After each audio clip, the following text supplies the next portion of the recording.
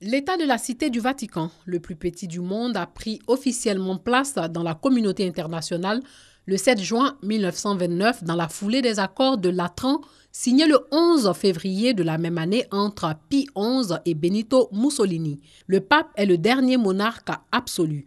Son pouvoir temporel s'exerce d'une manière souveraine et exclusive sur 44 hectares, dont un tiers de jardin, équivalent au tiers de la superficie de la principauté de Monaco.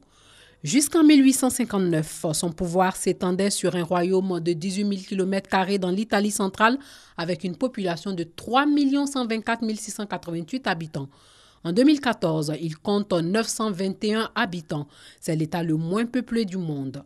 Le Vatican se compose de deux entités juridiques distinctes, le Saint-Siège, entité spirituelle, et l'État de la Cité du Vatican, entité temporelle. Le lien entre ces deux entités est le pape, chef du spirituel et du temporel, disposant du pouvoir absolu, exécutif, législatif et judiciaire. L'État du Vatican est une monarchie absolue de droit divin et élective, dirigée par l'évêque de Rome, c'est-à-dire actuellement le pape François, élu le 13 mars 2013 à la suite de la rénonciation de Benoît XVI, le 28 février de la même année. Les citoyens du Vatican sont les cardinaux, les représentants diplomatiques du Saint-Siège, nonces apostoliques, d'autres religieux et une centaine d'officiers et gardes suisses.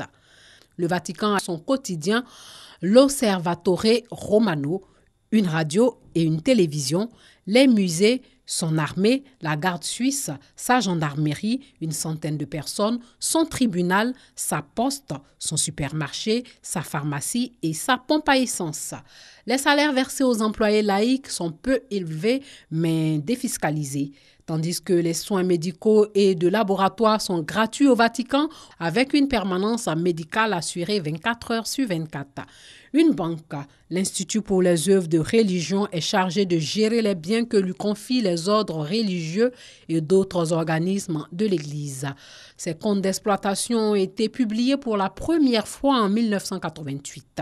Le total des dépenses était à cette époque de 114 millions de dollars pour un total de recettes de 57 millions.